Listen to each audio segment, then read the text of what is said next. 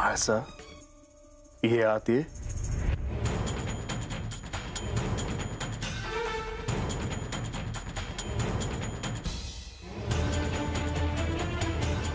तुम्ही सर्व दार खिडक्या बंद करून एकांतात का गेला होता?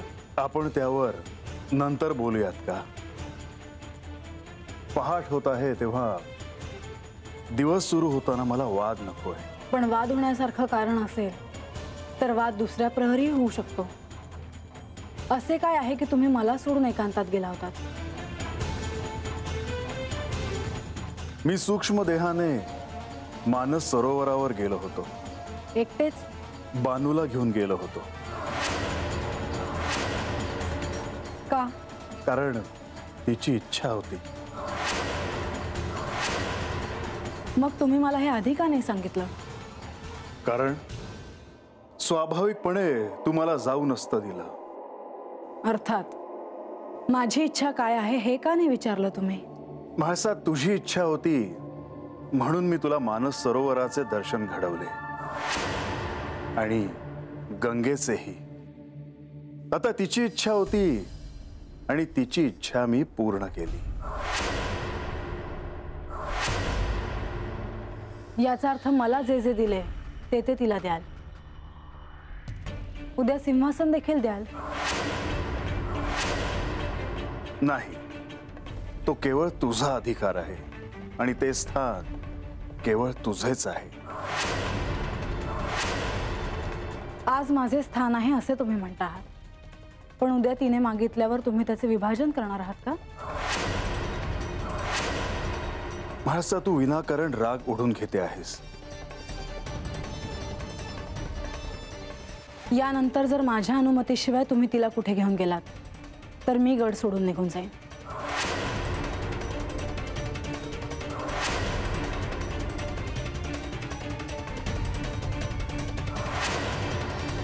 नारायण नारायण.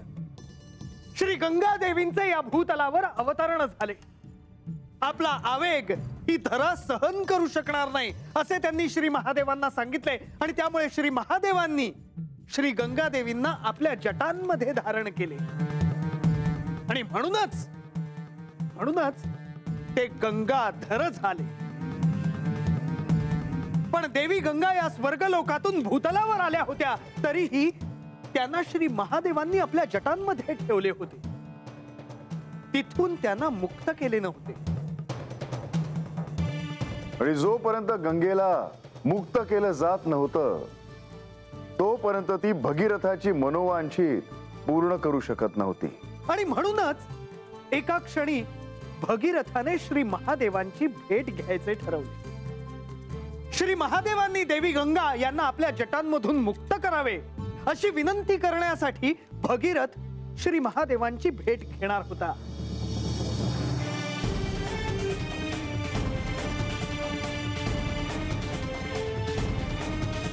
माझे भवितव्य आपल्याशी जोडले जाणार आहे याची प्रचिती आज आली खरी. गंगा, तुला तुझ्या आवेगाचा अहंकार झाला आहे. पण हे श्री महादेव, यात चूक काय? आणि माझा आवेग आहेच तितका प्रबळ. आणि म्हणून मी तुला माझ्या जटांमध्ये बंदिस्त केले आहे. म्हणजे जोपर्यंत तुझा अहंकार नाहीसा होत नाही तोपर्यंत मी तुला माझ्या जटांमध्ये असेच बंदिस्त करून ठेवीन.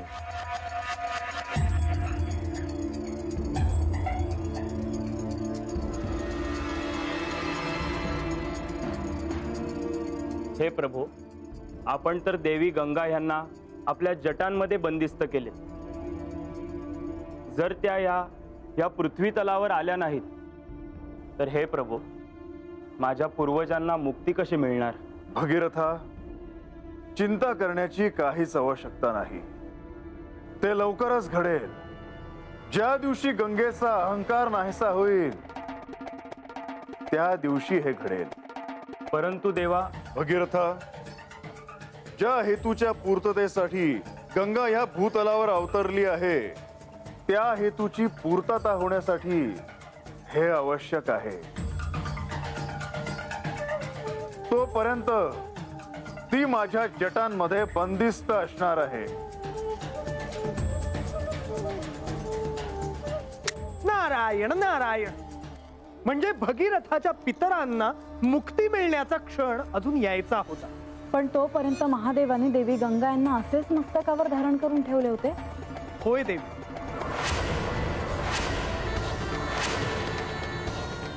श्री पार्वती देवी आणि मी कैलासात असताना आमच्यात वाद झाले. ती कथा आख्यानात पुढे येईलच.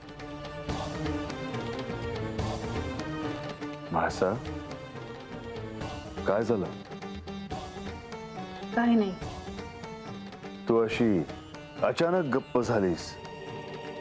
मला देवी गंगा आणि माझ्या भेटीचा प्रसंग आठवतो आहे. म्हणजे मानस सरोवरावर जेव्हा माझी आणि त्यांची भेट झाली तेव्हा त्यांनी मला जे सांगितले होते ते मला आठवते आहे.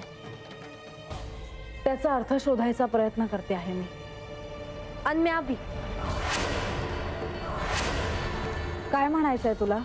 मला बी जे ठाव झाला आहे ते मी हुडकायचा प्रयत्न करते आहे, जसं तुम्ही करता आहेसा.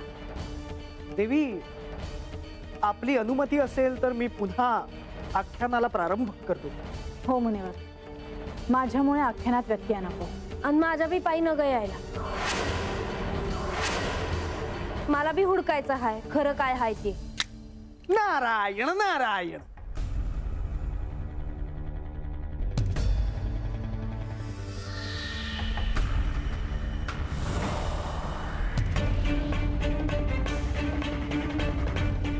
हे श्री महादेव.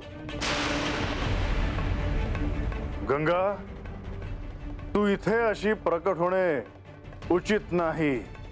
मला ज्ञात आहे महादेव, कारण पार्वतीला अजून याबद्दल कल्पना नाही. होय, पार्वतीला ते आत्ता कळू नये, कारण त्यासाठी योग्य अशी वेळ येणार आहे. हो.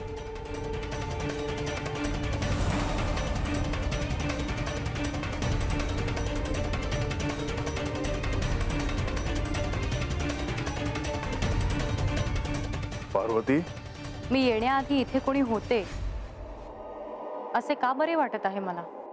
तुला इथे आजूबाजूला कोणी दिसत आहे का? नाही, मला तर इथे कोणीच दिसत नाही. मग मला असे का वाटले की इथे अजूनही कुणीतरी आहे? पार्वतीला हे ठाऊक होतं की हे अवतरण होणार होतं, पण त्याची वेळ निश्चित अशी ती तिला अजून कळायची होती. पण असं का? त्यामागे देखील काही प्रयोजन होती. पार्वती देवींना काय जाणवलं असेल हे जाणवतंय मला, पण तेव्हा तिथे काय घडलं हे मला ठाऊक नाही. पण मी मात्र तुला तसे स्थान कधीही मिळू देणार नाही.